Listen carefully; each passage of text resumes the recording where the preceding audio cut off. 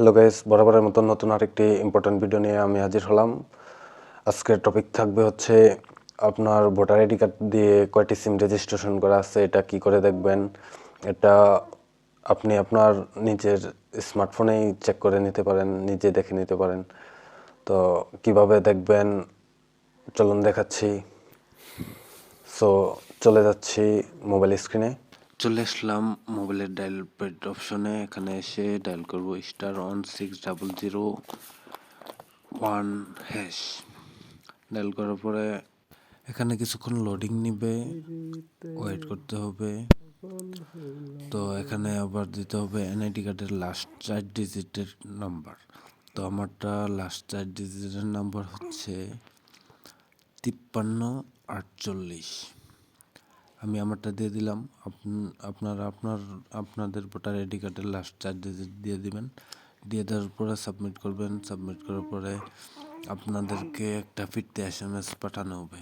এই যে দেখেন SMS চলে আসছে আমার এখানে। এই যে আমার ভোটার আইডি কার্ড দিয়ে এই নাম্বারগুলো রেজিস্ট্রেশন করা। এখানে কিন্তু মোবাইলের ফুল ডিজিটগুলো দেখাবে না, তবে আপনি আপনার সিমগুলো আর কি বুঝতে পারবেন এটা আপনার সিম। আপনারা যদি চান যে আরেকভাবেও দেখা যায়, এভাবে দেখে নিতে পারেন। ডায়াল অপশনে চলে গিয়ে ডায়াল করবেন *600*1#। ভোটার আইডি কার্ডের 4 ডিজিটের নাম্বারটা দেবেন। যেমন আমি আমারটা দিয়ে দিচ্ছি 5348#। এটা দেওয়ার পরে ডায়াল করবেন, কল দিবেন। কল দেওয়ার পরে আপনাকে ফিরতে SMS পাঠানো হবে।